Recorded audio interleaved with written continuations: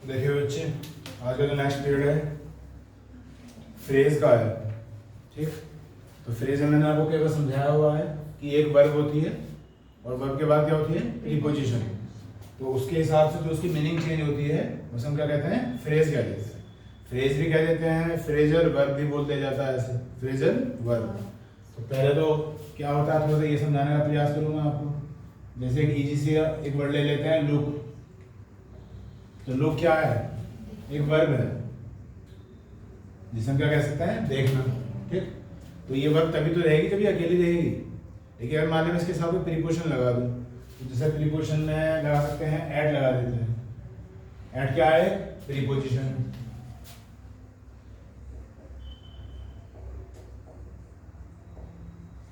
तो ये जो कॉम्बिनेशन बना लुक एट, इसे हम क्या बोलते हैं, फ्रेज बोल देते हैं या फ्रेजल वर्ब बोल देते हैं। और इसकी मीनिंग चेंज हो जाएगी। अब ये लुक माने में देखना होता है, लुक एट कुछ और हो सकता है, लुक इनटू कुछ और हो सकता है, लुक आफ्टर कुछ और हो सकता है। तो इनकी डिफरेंट मीनिंग हो जाती है, वही हमें याद रखनी पड़ती है। अभी जो लुक एट है ये अलग हो जाएगा। इसी तरह से मान लिया मैं लुक ऐसे लिखूँ और इसके बाद क्या लगा दूँ, इनटू, तो इसकी मीनिंग कुछ अलग हो जाएगी। By the way look at क्या होता है, ध्यानपूर्वक देखना होता है। ठीक, और लुक इनटू क्या होता है, छानबीन करना, टू इन्वेस्टिगेट। तो आप देख रहे हैं कि वर्ब तो सेम है, लेकिन उसके बाद जैसे प्रीपोजिशन हम चेंज कर रहे हैं तो उसकी मीनिंग भी चेंज हो रही है। तो ये तो होता है क्या बच्चों, फ्रेजेस। ठीक, अब जिस तरह से इडियम्स थे, बहुत सारे इडियम्स थे, बाकी मैंने कुछ इंपॉर्टेंट पढ़ाया आपको। इसी तरह से फ्रेजल वर्ब्स भी बहुत सारी होती है। इनमें से जो इम्पोर्टेंट है वो आज हम शुरुआत करते हैं। उसकी मीनिंग देखेंगे कि मीनिंग क्या है, और उसके बाद उसका कुछ यूज वगैरह भी देखेंगे कि वो यूज कैसे होता है। ठीक, हालांकि इडियम्स के मुकाबले कम ही होते हैं, इतने ज़्यादा नहीं होते। तो शुरुआत करते हैं यहाँ से।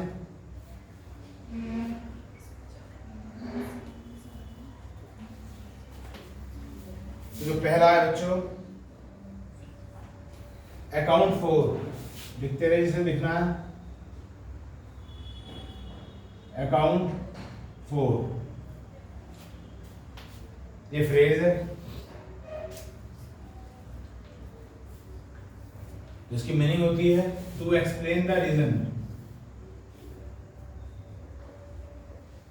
To explain the reason.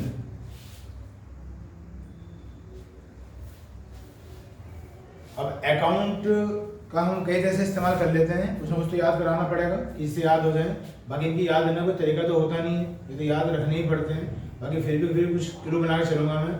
जैसे अकाउंट, आपने एक वर्ड सुना होगा, on account of, on account of.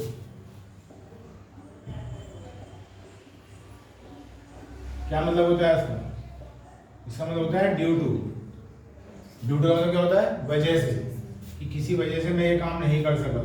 इस तरह से इसे हिंदी में बोलते हैं वजह से। तो ऑन अकाउंट ऑफ। ठीक, तो हम देखते हैं कि जब भी कभी अकाउंट आता है ना कोई क्या आता है, कारण आता है, रीजन आता है। तो यहाँ भी देखो अकाउंट आया, और अकाउंट की वजह से क्या आया, यहाँ भी रीजन आया। बस फर्क इतना है कि अगर अकाउंट फॉर बोला जाएगा तो उस रीजन को एक्सप्लेन करने की बात कही जाएगी। अगर हम बोलते हैं ऑन अकाउंट ऑफ, तो फिर वो रीजन पूछा जाएगा। लेकिन कहीं ना कहीं उस रीजन की सेंस जरूर आएगी। ठीक है, तो फिलहाल तो मैं ऐसा कर रहा हूँ अभी, अकाउंट फॉर, तो मीनिंग क्या है हमारी, टू एक्सप्लेन द रीजन। अब इसका हम कोई यूज देख लेते हैं कि यूज कैसे करेंगे। मान लो कोई बच्चा फेल हो गया और उससे पूछा जा रहा है कि भाई तुम्हारे फेल होने का कारण क्या है। तो अगर मैं कुछ बनाना चाहूँ या लिखना चाहूँ तो मैं बोल सकता हूँ, यू हैव टू बी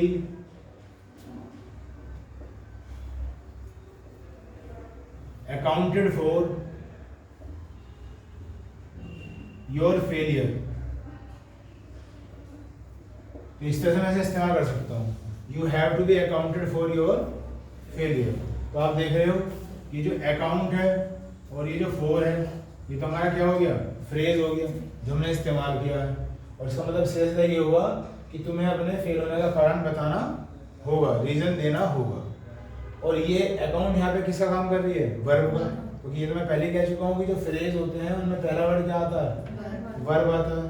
तो जब ये वर्ब है तो टेंस के हिसाब से काम करेगी, कहीं फर्स्ट फॉर्म आएगी तो कहीं सेकंड फॉर्म आएगी तो कहीं थर्ड फॉर्म आएगी। और हम ग्रामर में पढ़ते हैं कि जो बी होता है, बी के बाद क्या आती है, थर्ड फॉर्म। जिसे हम क्या बोल सकते हैं, पैसिव वॉइस। पैसिव वॉइस की पहचान बताता हूँ मैं आपको, हेल्पिंग वर्ब और हेल्पिंग वर्ब के बाद थर्ड फॉर्म। तो यहाँ पे ये हेल्पिंग वर्ब का काम कर रही है, तो हेल्पिंग वर्ब के बाद क्या आएगा, थर्ड फॉर्म आएगा, इसलिए अकाउंट के बाद क्या लगाएगा, अकाउंटेड। तो अगर आप एक शब्द में लिखना चाहोगे तो फिर तो फर्स्ट फॉर्म में लिखोगे आप, क्योंकि वो सिर्फ क्या लिख रहे हो आप, फ्रेज लिख रहे हो। लेकिन जब आप किसी सेंटेंस के अंदर उसे यूज करोगे तो फिर आपको टेंस देखना पड़ेगा कि उसकी फर्स्ट फॉर्म आएगी, सेकंड फॉर्म आएगी या थर्ड फॉर्म आएगी। मीनिंग आपकी वही रहेगी जो हमेशा होती है। ठीक, अब मान लो सपोज मैंने ये लिखा था, अगर इसका यूज करके देखते हैं, मैं लिख सकता हूं कि on account of raining I could not go there. On account of raining I could not go there, कि बारिश की वजह से मैं वहां नहीं जा सका। तो आया नहीं आया, क्या एसेंस, वजह से, यानी कि ड्यू टू। तो ऑन अकाउंट ऑफ भी हमने इस्तेमाल कर लिया, इसका कैसे यूज होगा, तो on account of raining I could not go there. और हम ये देखते हैं मोस्टली कि जहाँ ऑफ का इस्तेमाल होता है, मैंने एक शब्द का इस्तेमाल किया मोस्टली, मोस्टली का मतलब क्या होता है, ज़्यादातर। तो जहाँ हम ऑफ का इस्तेमाल करते हैं उसके बाद वर्ब की फर्स्ट फॉर्म में आईएनजी मोस्टली आएगा। कभी कभी ऐसा हो जाता है कि यहाँ पे फिल इन द ब्लैंक छोड़ दिया जाता है और आपसे कह देंगे, एक ऑप्शन में लिख रखा है to plus rain, on account of to rain, हालांकि ऑफर टू एक साथ तो नहीं आ सकते। तो हमने वहाँ देखा है कई बार ऐसा हुआ कि ऑफ के बाद हमेशा क्या आता है, मोस्टली आईएनजी आता है। तो इसका भी हमें ध्यान रखना पड़ेगा। कुछ केस ऐसे भी होते हैं जहाँ आईएनजी नहीं आता, लेकिन ये बहुत कम होते हैं। उसके बारे में हम चर्चा करेंगे जब हम प्रीपोजिशन पढ़ेंगे। ठीक, तो फिलहाल हमारा एक फ्रेज हो गया अकाउंट फॉर, समझ में आ गई बात। और हमें याद ही रखने होते हैं, बाकी थोड़ा बहुत मैं आपको समझा के चलूंगा। नेक्स्ट है एक्ट ऑन, इसे एक्ट ऑन भी बोल देते हैं और एक्ट अपॉन भी बोल देते हैं। आप ऑन बोल लो या अपॉन बोल लो, एक ही बात है। तो इसका आंसर होता है टू अफेक्ट, टू अफेक्ट, ये इसका आंसर होता है। और अफेक्ट आप जानते ही हो, कहीं ना कहीं प्रभावित करना बोलते हैं हिंदी में। अफेक्ट मीन्स क्या होता है, प्रभावित करना। तो ये दूसरा फ्रेज है, एक्ट ऑन एक्ट अपॉन, दोनों में से कोई भी आ जाए और आंसर क्या है बच्चों, टू अफेक्ट। ये बात मैं पहले भी कर चुका हूं कि अफेक्ट में और इफेक्ट में क्या अंतर होता है। तो दोबारा से आया तो दोबारा से रिवाइज कर लेते हैं, अफेक्ट में और इफेक्ट में क्या डिफरेंस होता है। अगर मैं हिंदी के हिसाब से सोचूंगा तो दोनों का मतलब प्रभाव ही निकलेगा, तो हिंदी के हिसाब से सोचना सही भी नहीं है। तो जैसा कि आप जानते होंगे कि जो अफेक्ट है ये तो वर्ब होती है और जो इफेक्ट है ये नाउन होता है, ये इनमें डिफरेंस होता है। ठीक, तो कोई आपसे पूछे कि what is the difference between affect and effect, तो ए वाला अफेक्ट बेटा वर्ब होती है और ई वाला इफेक्ट नाउन होता है। इसे भी अगर हम समझना चाहें तो कैसे समझेंगे, अभी इसका इस्तेमाल बता रहा हूँ।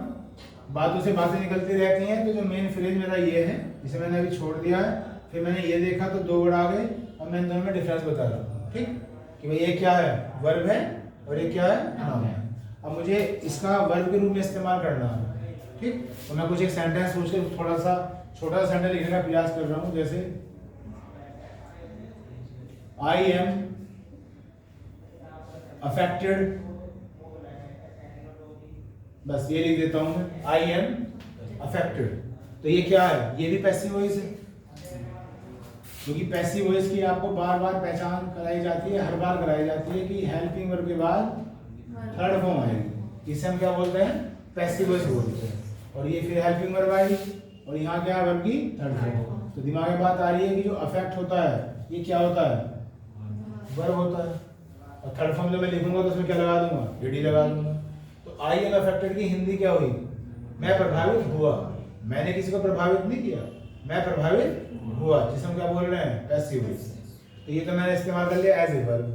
अब मान लो मुझे इफेक्ट का इस्तेमाल करना एज ए नाउन, तो क्या सेंटेंस लिखें,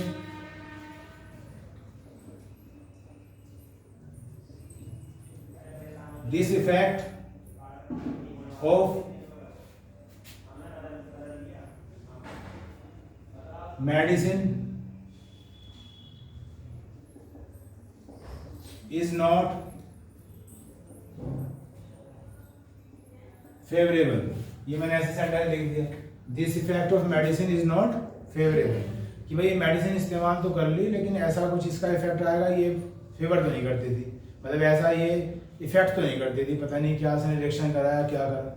तो यहाँ पे आप देखो मैंने क्या लिखा इफेक्ट, और दिस क्या है यहाँ पे बोलिए क्या बता रखा है, डेमोन्स्ट्रेटिव क्या एडजेक्टिव, क्योंकि अगर ये हम नाउन बोल रहे हैं हमें पढ़ का है कि इफेक्ट क्या होता है नाउन, और नाउन से पहले क्या आता है एडजेक्टिव, तो इसे हम क्या बोलेंगे डेमोन्स्ट्रेटिव एडजेक्टिव।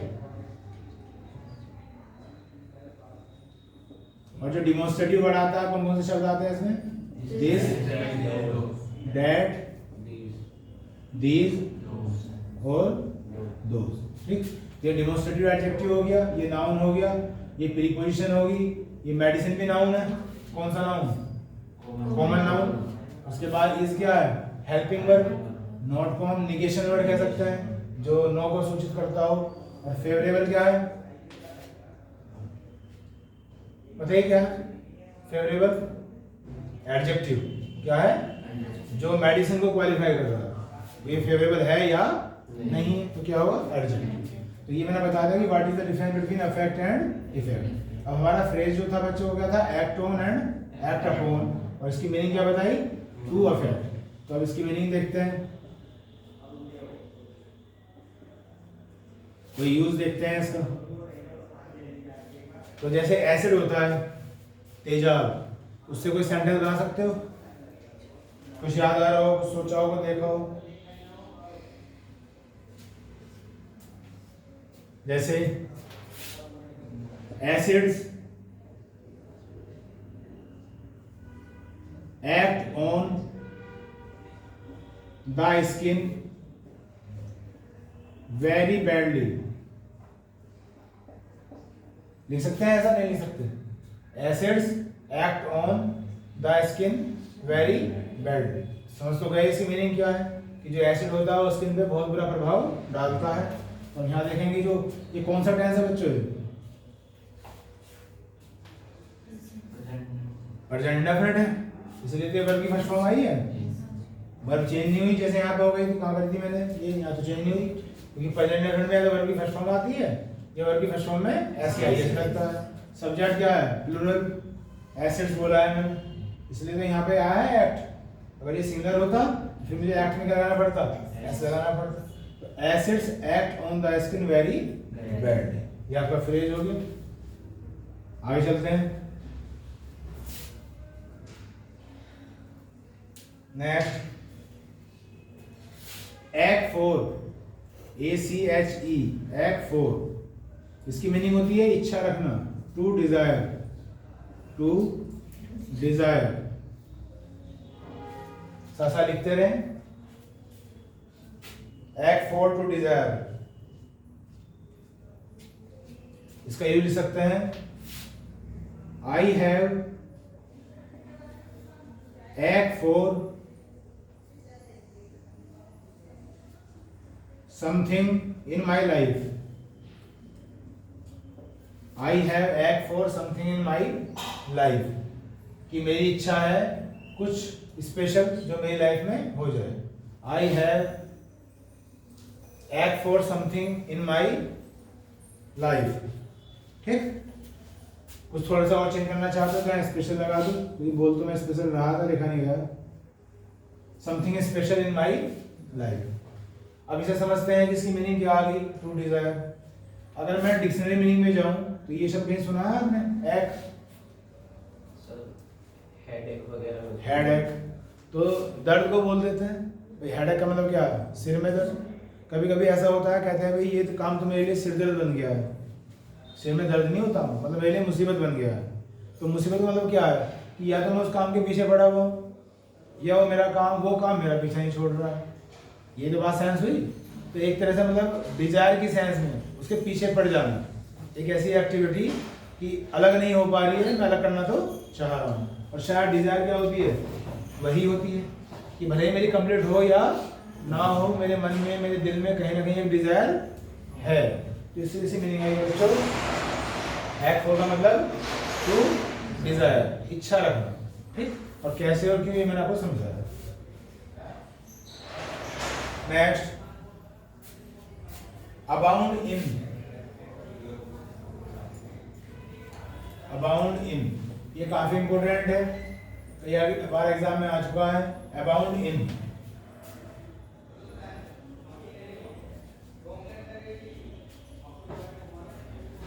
इसका आंसर होता है to full with, to full with. अब हिंदी में जो बोलेंगे फुल विद का मतलब क्या हो गया, भरा हुआ, जो मतलब हम सेंस बोलेंगे क्या है, भरा हुआ, उसे हम बोल देंगे abound in, to full with. तो उसका यूज देखते हैं, ये अलग अलग नहीं है, अलग अलग डिफरेंस है। अबाउंड ये एक ही वर्ड है पूरा, अबाउंड इन, इसका यूज देखते हैं। तो this pond abounds in the crocodiles, इसे लिखिएगा, this pond abounds in the crocodiles।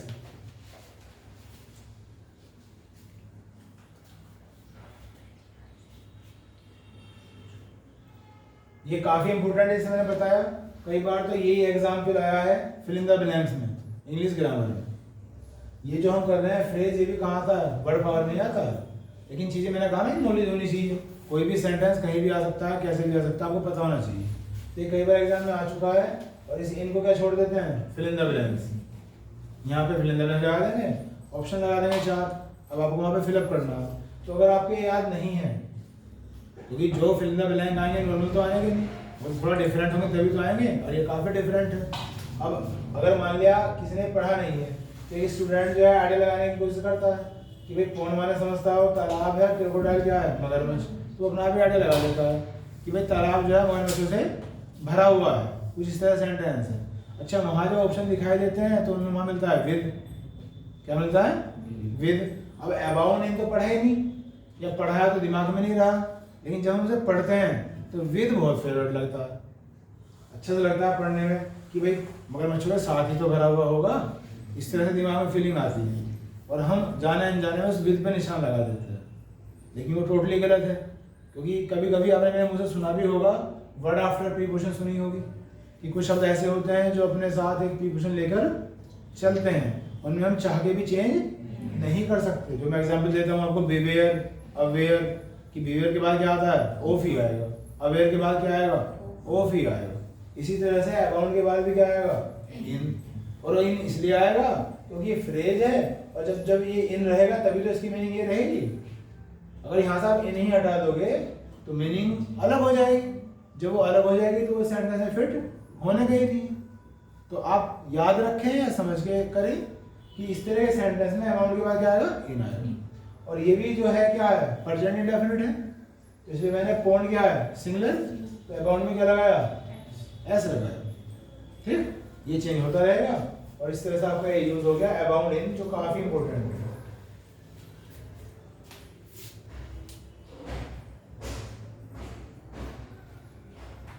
Next, beer down, beer down, इसकी मीनिंग होती है crossed by force, crossed by force. तो साफ साफ पढ़ के पता चल रहा है, क्रश बाय, क्रश का मतलब क्या होता है, कुचल देना, तो कुचल देना, हरा देना, भगा देना, बाय फोर्स, जबरदस्ती, किसी को हरा देना, कुचल देना, भगा देना, ये सेंस आ रही है बियर डाउन। तो कैसे करेंगे, कोई यूज लेते हैं, जैसे they were dash down by the enemy, ऐसे लिख दिए, they were dash down by the enemy. मैं यही कहना चाह रहा हूं कि दुश्मन के द्वारा उन्हें कुचल दिया गया या उन्हें भगा दिया गया। तो मेरे हिसाब से पैसिव तो बनेगा ही बनेगा। अब पैसिव बनेगा तो हेल्पिंग वर्ब के बाद क्या आएगी, थर्ड फॉर्म। हेल्पिंग वर्ब तो मैंने लिख ली, दे प्लूरल था तो वर ही आना था, और मैं क्या बना रहा हूँ, पास्ट इंडेफिनिट बना रहा हूँ। क्योंकि पास्ट इंडेफिनिट में या तो वाज आता है या वर आता है और उसके बाद थर्ड फॉर्म आती है। अब थर्ड फॉर्म क्या लिखूं? बियर की थर्ड फॉर्म क्या होती है? बोर, BORE, इसलिए मैंने छोड़ दिया था BORE। तो मैं बार बार कह रहा हूँ कि जो वर्ब है वो तो चेंज हो जाएगी, किसके हिसाब से? टेंस के हिसाब से, लेकिन फ्रेज वही माना जाएगा। तो they were bore down by the enemy, उन्हें दुश्मन के द्वारा खदेड़ दिया गया, भगा दिया गया, हरा दिया गया, कुचल दिया गया।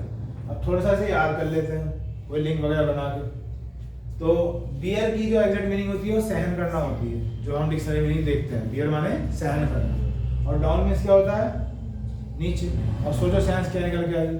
किसी को बर्दाश्त कर रहे हैं, किसी को सहन कर रहे हैं तब तक जब तक कि हम बिल्कुल डाउन हो गए। इसका मतलब क्या हो गया? कि किसी ने हमें भगा दिया, खदेड़ दिया, हरा दिया।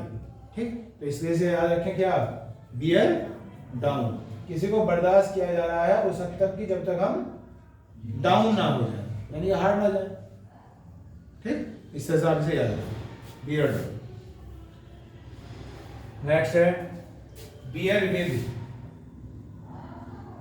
बियर विद, इसका होता है to tolerate. Bear with, to tolerate. Tolerate क्या होता है? सहन करना।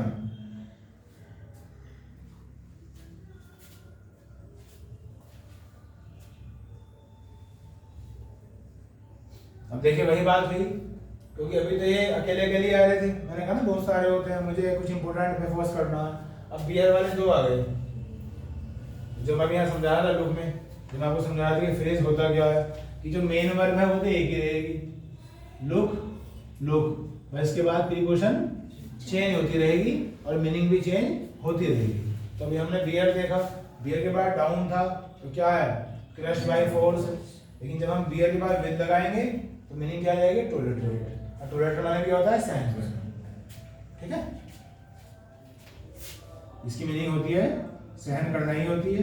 लेकिन अब सोच लो आप कि बियर माने भी सहन करना था, लेकिन सहन करना तब बनेगा जब बियर के साथ विद हो। यही स्पेशलिटी होती है फ्रेज की। ठीक, अब इसका कोई यूज बनाते हैं, हिंदी में बोलते हैं पहले, एक अच्छे दोस्त को अपने दोस्त की कमियों को सहन करना चाहिए, ऐसा मैं बोल रहा हूं। तो मैं से फ्रेज में लिख रहा हूं, तो मैंने लिखा कि ए गुड फ्रेंड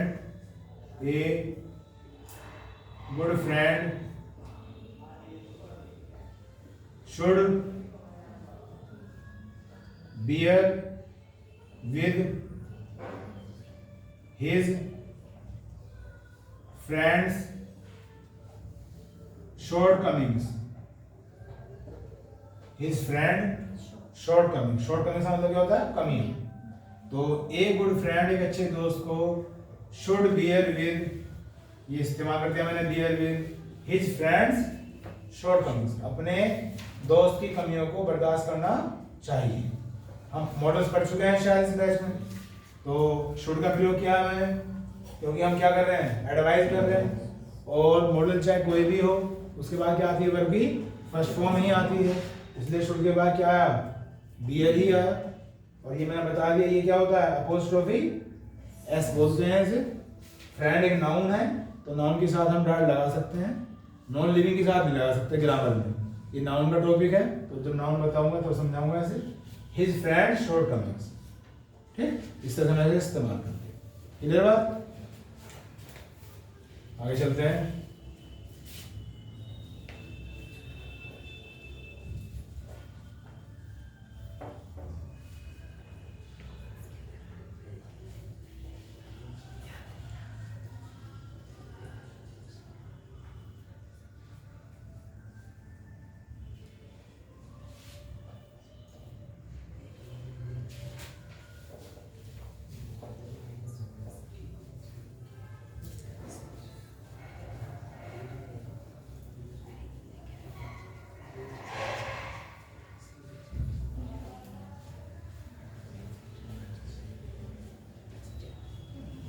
ये बता ले होगा ये।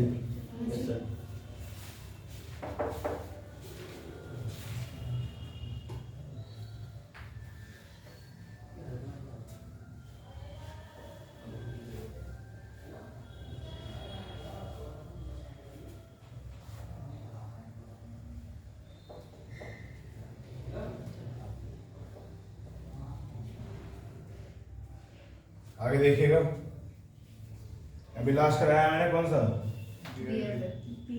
Bear with.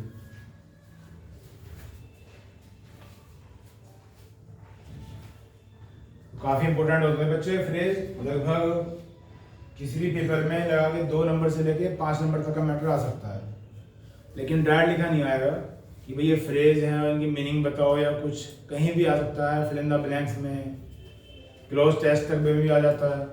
और आपको पहचानना होता है, जब भी ये वर्ड आएगा तो उसकी मीनिंग आपको एकदम याद होनी चाहिए। और हल्का सा भी इधर उधर हो गया फिर वो समझ में नहीं आता, फिर नंबर गया। तो कोशिश यही है कि जो मैं बताऊँ उनमें से आ जाए। नेक्स्ट है जी blow out, BLOW, blow out. इसका आंसर होता है टू एक्सटिंग्विश।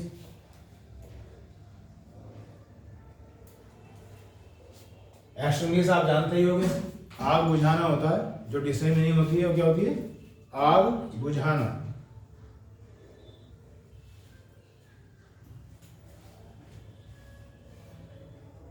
ये भी काफी इंपॉर्टेंट है, बिलो आउट कई बार एग्जाम में आ चुका है। तो इसकी मीनिंग मैंने लिखी बच्चा, टू एक्सटिंग्विश लिखी, और एक्सटिंग्विश मैंने क्या बताया अभी, आग बुझाना। हालांकि जो वो सुने होंगे आपने फायर एक्सटिंग्विशर, है ना, सिनेमा हॉल वगैरह में लगे रहते हैं सिलेंडर वगैरह, तो आग बुझाने वाले यंत्र शुद्ध हिंदी में बोलते हैं अग्निशामक यंत्र बोलते हैं। तो वो क्या होते हैं, फायर एक्सटिंग्विशर ही होते हैं, है ना।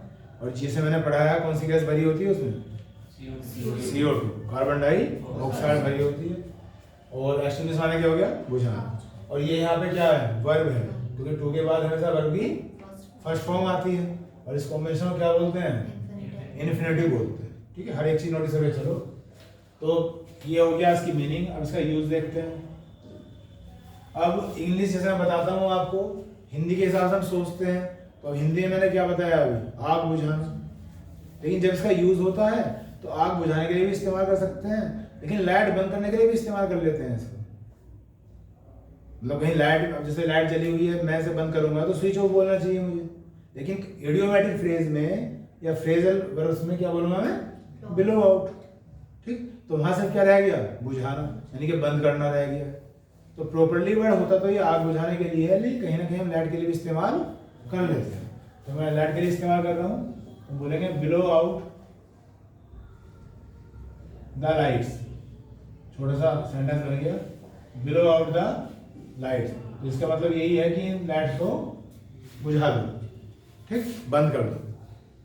क्या पता वो लाइट ऐसी ना हो, लाइट कुछ लालटेन वगैरह हो जिनमें आग जल रही हो, तो बिलो आउट बोला जा रहा हो, लेकिन इनके लिए भी इस्तेमाल कर सकते हैं। हालांकि इनके लिए बोलना क्या चाहिए, स्विच ऑफ, जो बेस्ट हो ज़्यादा अच्छा रहेगा। अब ये कौन सा सेंटेंस है इंग्लिश ग्रामर में, बिलो आउट तो सब चीज़ पढ़ा रखी है मैंने आपको, सब चीज़ बता रखी है। अगर मैं इसे कोई सेंटेंस कहना चाहूँ तो कौन सा सेंटेंस होगा, इम्पेरेटिव। क्योंकि इम्पेरेटिव वो सेंटेंस होते हैं जो वर्ब की फर्स्ट फॉर्म से स्टार्ट होते हैं, है ना, और ये वर्ब की फर्स्ट फॉर्म से स्टार्ट हो रहा है, ठीक, इसलिए इसे इम्पेरेटिव कर सकते हैं।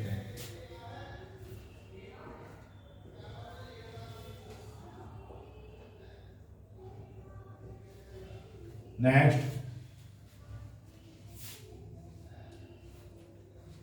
बिलो अप,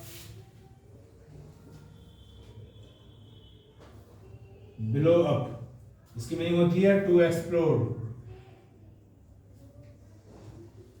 एक्सप्लोर बताइए क्या होता है,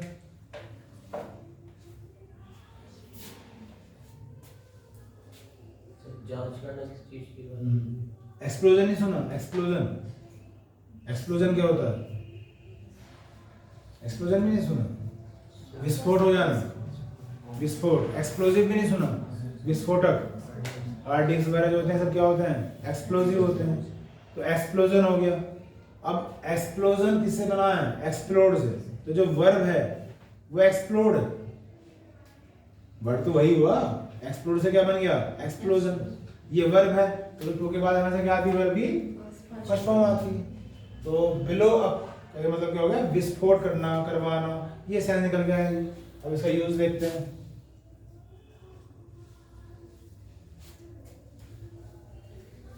देखिए हिंदी में सेंटेंस बोल रहा हूँ आपके सामने कि एक माचिस की तीली ही काफ़ी होती है पूरे पेट्रोल टैंक को उड़ाने के लिए। ये याद है तो इसे भी यूज करते हैं।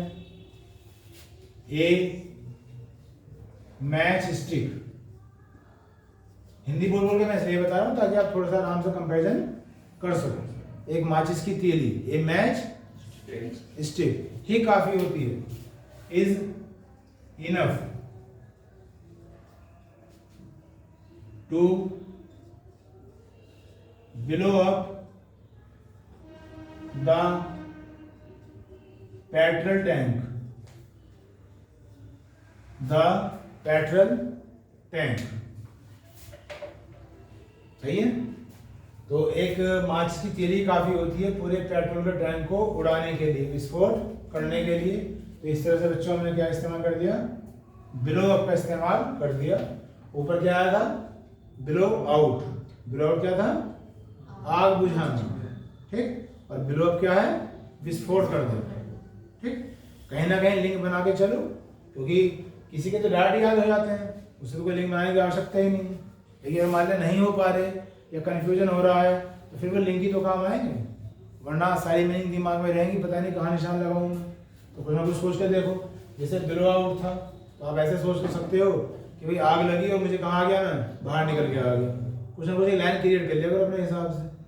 तो ब्लो आउट और ब्लो आपका मतलब क्या होता है, एक एक्टिविटी जो मतलब विस्फोट से संबंधित है, इधर उधर तितर बितर हो जाना, उसे ब्लो अप ही कहते हैं। तो कहीं ना कहीं लिंक बना लिया करो ताकि आपके लिए आसानी रहे। चलिए आगे चलते हैं। उसके बाद है ब्रेक डाउन। ब्रेक डाउन ये बहुत इंपॉर्टेंट है।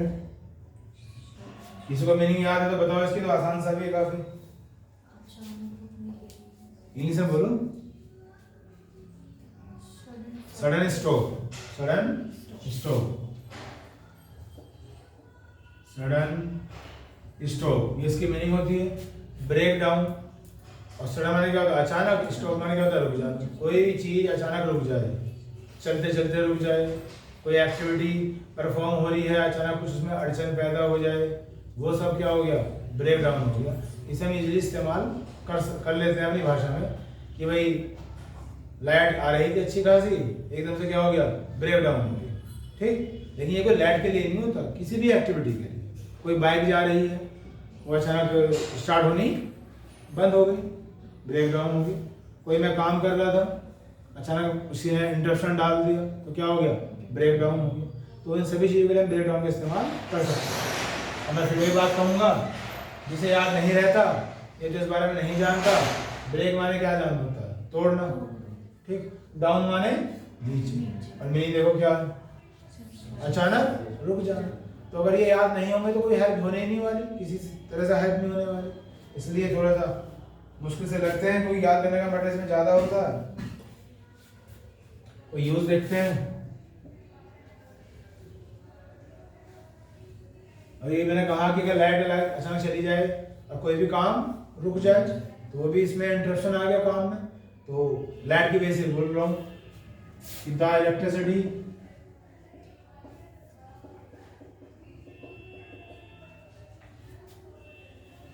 डैश डाउन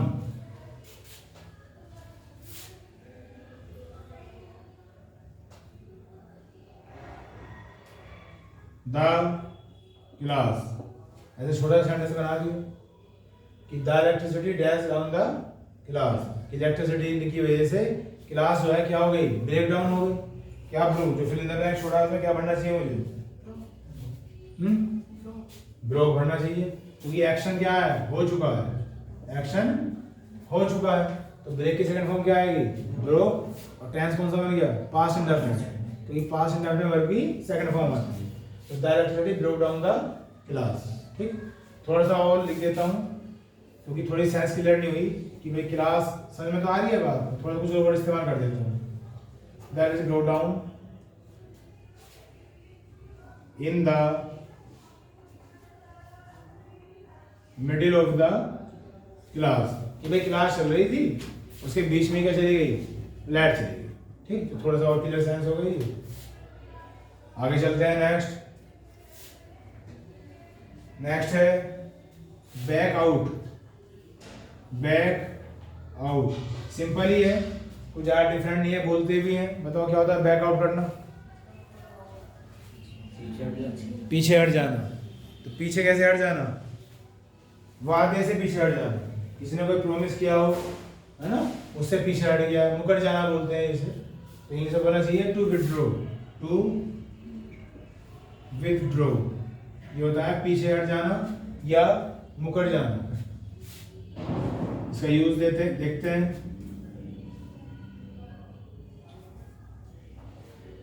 मैंने हिंदी में एक सेंटेंस बोला कि वादे पूरे किए जाने चाहिए। पहले तो मैंने ऐसे बोला वादे पूरे किए जाने चाहिए, तो मैं बोला कि प्रोमिसेस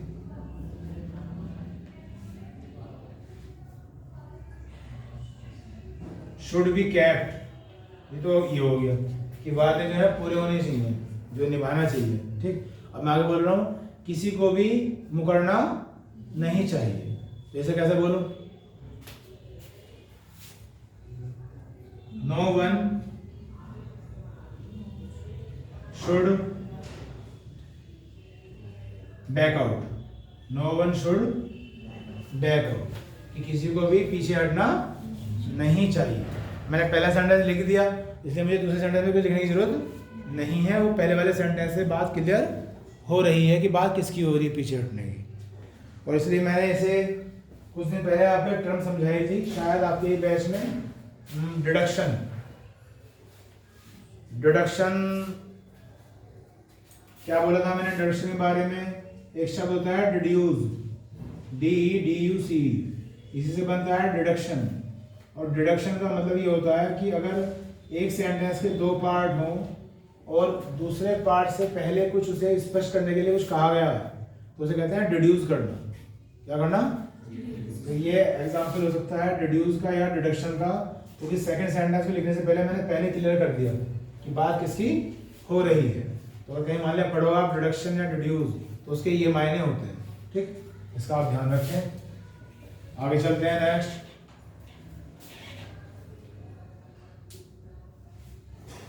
नेक्स्ट है बैकअप। सिंपल वर्ड है, बताइए क्या होता है बैकअप? नॉर्मल सुनते ही हैं कि भाई बैकअप रखना चाहिए, इसका मतलब है सपोर्ट, सहारा रखना चाहिए किसी चीज का। तो ये इसकी मीनिंग होती है बच्चों, to support, SUPPORT, to support. बहुत सी चीजें तो हम बोलते रहते हैं लेकिन हमें ये पता नहीं होता कि वो फ्रेज होते हैं। बैकअप तो ये नॉर्मली है कि भाई बैकअप खत्म हो गया, लेकिन बैकअप क्या है? एक फ्रेज, टू सपोर्ट। तो इसका यूज देखते हैं। यूज हिंदी में बोल रहा हूं मैं फिर। और एक अच्छे दोस्त को हमेशा अपने दोस्त का सहारा बनना चाहिए, ऐसे बोल दिया मैंने। तो कैसे बोले? A good friend, a good friend always should back up, always should back up of his friend, back up of his friend। ऐसा मैं यूज बोल दिया, a good friend always back up of, should back up of his friend। तो ये इसका use हो गया backup.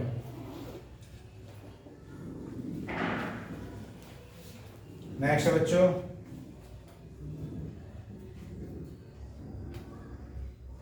Back on. Back on इसकी मीनिंग होती है विश्वास रखना, to have trust, to have trust. और ट्रस्ट माने क्या होता है? विश्वास ही होता है।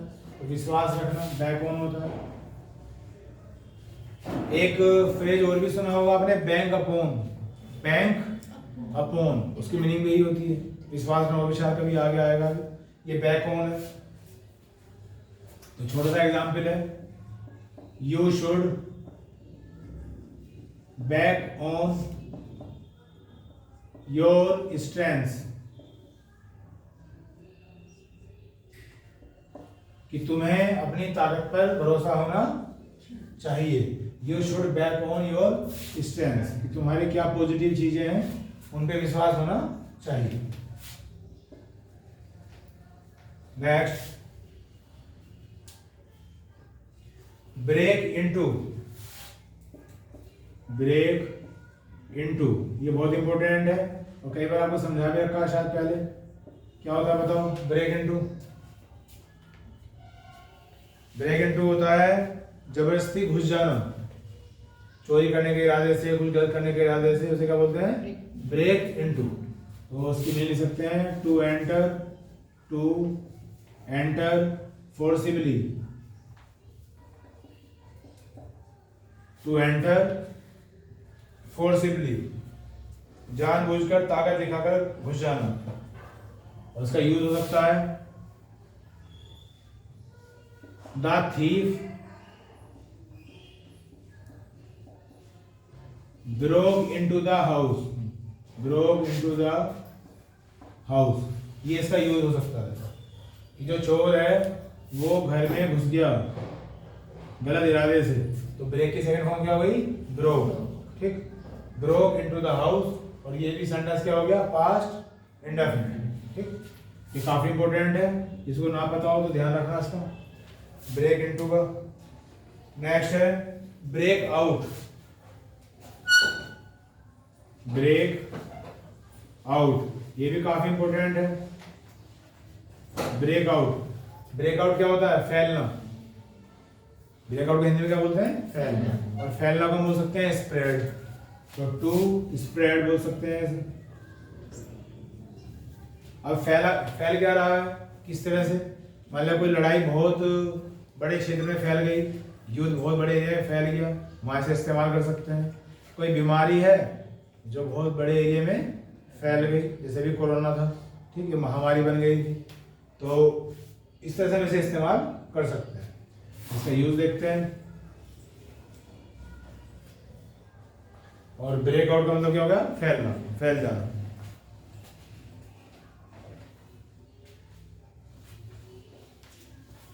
तो इसके यूज के लिए बच्चों अभी तक तो एग्जाम्पल दिए जाते थे मलेरिया के, अब कोरोना के देने चाहिए, क्योंकि मलेरिया हो गया पुराना, अभी कोरोना है लेटेस्ट। तो कोरोना, और ब्रेक की सेकंड फॉर्म क्या है? ब्रोक, तो corona broke out in the whole world, in the whole world, पूरी दुनिया में कोरोना फैल गया। अब ये बात तो क्लियर होगी कि कोरोना क्या है, ठीक, ये तो सबको पता चल गया हो कि कोरोना क्या था, एक बीमारी थी। तो इस तरह से इसके इस्तेमाल कर सकते हैं, ब्रोक आउट।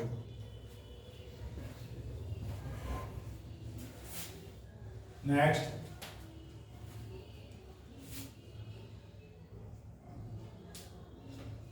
नेक्स्ट है ब्रिंग आउट, ब्रिंग आउट, इसकी मीनिंग होती है टू पब्लिश। पब्लिश क्या होता है? प्रकाशित करना, या कोई नई चीज इंट्रोड्यूस करना भी कह सकते हैं पब्लिश करना। हालांकि डिसेंबरिंग तो प्रकाशित करना ही होती है। कोई चीज अगर आप क्रिएटिव हो और कोई चीज आपने क्रिएट करी है तो वो भी क्या होता है? पब्लिश करना ही होता है, लेकिन मतलब है क्या? प्रकाशित करना, जो हिंदी में समझते हैं। तो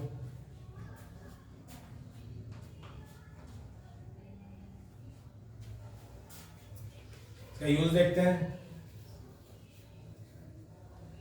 इसमें अपने ऐड कर लेते हैं। Executive makers brought out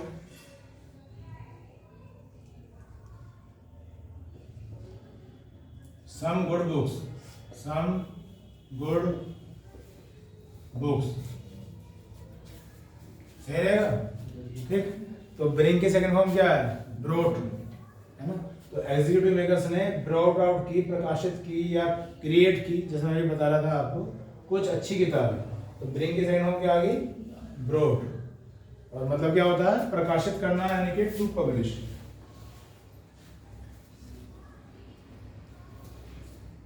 next है ब्रिंग डाउन,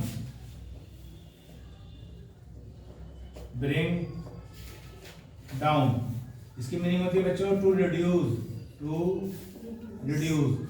अब रिड्यूस माने तो घटाना होता है, कम कर देना, घटा देना, तो कीमतें कम करने के लिए इस्तेमाल होगा अगर हमारे प्राइसेस डाउन हो जाए। तो सीधा सीधा आपको याद भी आएगा, ब्रिंग माने क्या होता है लाना, और डाउन मीन्स नीचे, सीधा सीधा लिंक बन रहा है। ये कोई चीज नीचे लाई गई है तो कीमतें वगैरह नीचे कर दी गई है, घटाते गए प्राइस। तो इसका यूज देखते हैं। अभी हाल फिलहाल में तो किसी चीज की कीमतें नीचे आई नहीं है सभी की कीमतें ऊपर ही जा रही हैं। बाकी मैं लिख देता हूँ फिर भी, the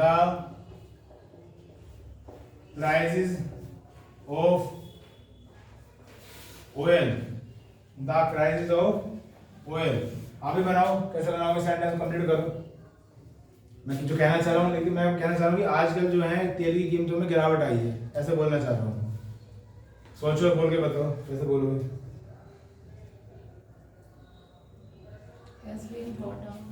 very good.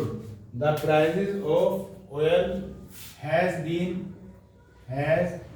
Been brought down recently। Recently क्या होता है, हाल ही में, आजकल। कौन सा टेंस है बच्चे, प्रेजेंट परफेक्ट का पैसिव, क्योंकि कीमतें अपना आप थोड़ी नीचे आती हैं, कीमतें तो कोई करेगा नीचे या कोई अप करेगा, तो किसी के द्वारा वो एक्टिविटी होगी, तो एक्टिव तो बन नहीं सकता, पैसिव ही बनेगा। और परफेक्ट कोई भी हो क्या आता है, बीन आता है।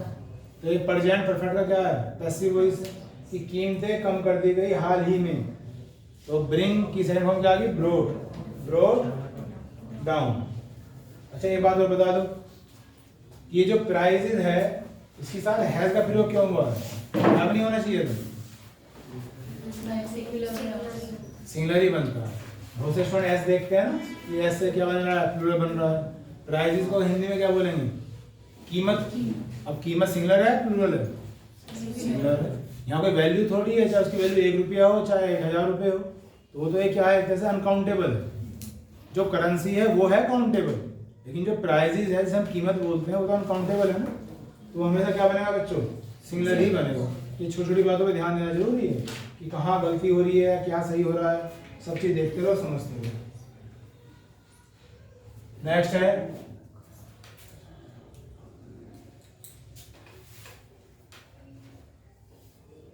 Below out.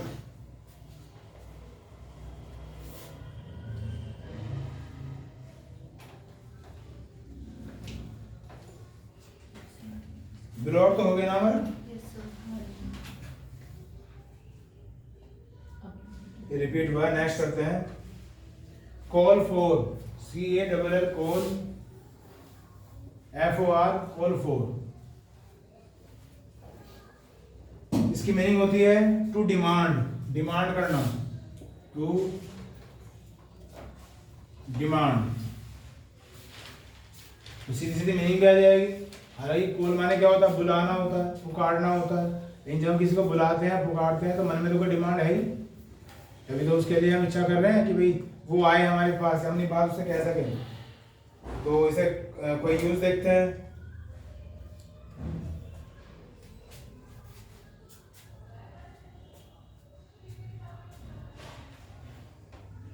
पहले इसका यूज लिख देता हूँ क्योंकि इसका यूज थोड़ा सा डिफरेंट भी हो सकता है। This offence calls for a punishment। अब देखो यहाँ पे क्या लग रहा था, कॉल फॉर माने क्या था, एक तरह से डिमांड रखना, ठीक। और डिमांड भी कह सकते हैं ऐसे, एक वर्ड लिख रहा हूँ यहाँ थोड़ा और क्लियर हो जाए आपको, रिक्वायर। रिक्वायर माने क्या होती है, जरूरत, जैसे रिक्वायरमेंट बना। तो ये थोड़ा सा इजी वे में इस्तेमाल नहीं होता है इंग्लिश में, जिस तरह से हम डिमांड समझते हैं कि तो मैंने कोई डिमांड कर दी, ऐसे कर तो सकते हैं इस्तेमाल, मना तो कुछ नहीं है, लेकिन बहुत ही कम इस्तेमाल होगा। अब देखो एग्जांपल देखो, दिस ऑफेंस, ऑफेंस क्या होता है, अपराध। कॉल्स फॉर ए पनिशमेंट, कि भाई ये ऐसा कुछ किसी ने काम कर दिया, इसे तो सजा मिलनी चाहिए। हम ऐसा बोलते हैं कि भाई इसने गलत किया, इसे सजा मिलनी चाहिए। तो उस सेंस में क्या हुई, एक रिक्वायर हुई, हमें ऐसा लगा कि ये काम होना चाहिए। समझ रहे मेरी बात आप? तो इस तरह से ज़्यादा इस्तेमाल होता है फ्रेज इंग्लिश में। तो this offence calls for a punishment. कौन सा टेंस है?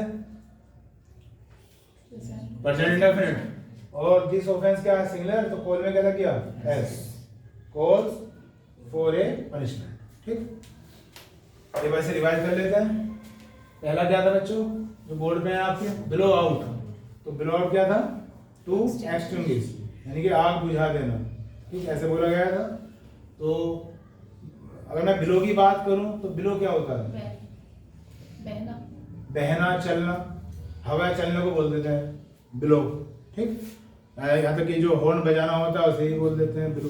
तो कई सेंस होती हैं एक एक वर्ड की। तो बिलो आउट ये क्या था? आग बुझाना। तो मैंने अभी लिंक बनाया था किससे? आउट से। ये इजी लगेंगे बेटा, इजी है नहीं, हल्का सा 2-4 दिन का गैप होते ही सारे ऐसे लगे हैं, कुछ याद नहीं रहता। तो इसमें मेहनत थोड़ी सी और ज़्यादा चाहिए। बिलो आउट, तो बिलो आउट द लाइट्स। ये मैंने कहा था कि लाइट के लिए भी इसका इस्तेमाल कर लिया जाता है। नेक्स्ट है बिलो अप। बिलो क्या था? टू एक्सप्लोड, विस्फोट हो जाना। तो a matchstick is enough to blow up the petrol tank. एक माची की तीली काफी होती है पूरे पेट्रोल टैंक को उड़ाने के लिए। अब देखो मैंने क्या बोला, वह सुनो मैंने क्या बोला? A matchstick is enough to blow up the petrol tank. क्या बोला मैंने से? पेट्रोल। क्या बोला? ये पेट्रोल होता है, पेट्रोल नहीं होता। क्या होता है? पेट्रोल। जो पेट्रोल होता है वो होती है चहलकदमी करना, जो पुलिस करती है, पेट्रोलिंग, PATROL, वो होता है पेट्रोल। इसे नहीं बोलना है पेट्रोल, इसे पेट्रोल। इस तरह से पेट्रोल टैंक। ब्रेक डाउन का मतलब क्या है? सडन स्टॉप, अचानक रुक जाना। कोई भी काम हो रहा है, अचानक ब्रेक डाउन आ गया उसमें। The electricity broke down in the middle of the class. कि भाई क्लास चल रही थी, अचानक इलेक्ट्रिसिटी खराब हो गई या चली गई, उसकी वजह से प्रॉब्लम आ गई। बैक आउट सभी जानते हैं, टू विड्रॉ, वादे से मुकर जाना। हालांकि जो इनसे ज़्यादा अच्छे नहीं है वो विड्रॉ में एक ही चीज़ जानते हैं, बैंक से पैसे निकालना। लेकिन विड्रॉ का मतलब ये होता है कि कोई काम आप करने जा रहे हो उससे पीछे हटना। ठीक, अगर मैं इस वर्ड को भी समझाऊं, पहले भी समझाया मैंने आपको। बैंक जो काम होता है, बैंक जो खोले गए थे, उनका उद्देश्य ये थोड़ी था कि पब्लिक वहां से पैसे निकाले। उनका उद्देश्य ये था कि पब्लिक वहां पैसे जमा करे। तो मेन एक्शन वहां क्या है? पैसे जमा करना मेन एक्शन है बैंक में। लेकिन आप क्या करने चले गए? निकालने चले गए। तो काम उल्टा हुआ है, इस वजह से क्या बोलते हैं? विड्रॉ। ठीक है, promises should be kept, no one should back out. हर किसी को अपना वादा पूरा करना चाहिए, उसे पलटना नहीं चाहिए। फिर रिड्यूस के बारे में बताया था मैंने आपको। बैकअप क्या होता है? Support. A good friend always should backup of his friend, हमेशा सारा बनना चाहिए। बैक ऑन बोला था, क्या बोला था? बैंक अपॉन, वो भी आगे आएगा। दोनों में क्या होता है? निर्भर रहना। तो टू हैव ट्रस्ट, विश्वास रखना, विश्वास करना, निर्भर रहना, ये सेंस आती है। You should back on your strength, अपनी पॉजिटिव चीजों पे हमेशा आपको बैक ऑन करना चाहिए। ब्रेक इनटू, ये बहुत इंपॉर्टेंट है। टू एंटर फोर्सिबली, जबरदस्ती घुस जाना, गलत तरीके, गलत अंदाज में घुस जाना, जैसे चोर वगैरह होते हैं। तो the thief broke into the house. ठीक, और ब्रेक आउट क्या बताया? फैल जाना, टू स्प्रेड। मोस्टली दो के लिए इस्तेमाल होता है कि युद्ध फैल गया, लड़ाई फैल गई, या कोई बीमारी फैल गई। हो भी सकता है, लेकिन ज्यादा जो एग्जाम्पल देखे जाते हैं उन दोनों के देखे जाते हैं। तो corona broke out in the whole world. Bring out क्या होता है? पब्लिश करना। तो executive makers brought out some good books. ठीक, ब्रिंग डाउन क्या होता है? टू रिड्यूस, कीमतें कम कर देना, घटा देना। The prices of oil has been brought down recently. और कॉल फॉर क्या है? टू डिमांड, ऐसा लगे कि ऐसा होना चाहिए, ऐसा रिक्वायर हो। तो ऐसे एग्जाम्पल लिखा मैंने, this offence calls for a punishment, कि भाई इस काम को तो सजा मिलनी चाहिए, मुझे ऐसा लगा। ठीक, तो ये आज हमने स्टार्ट किया था, क्या किया था? फ्रेज किया था। और ये इसका आपका पीरियड हो चुका है, बाकी आगे फिर नेक्स्ट पीरियड में।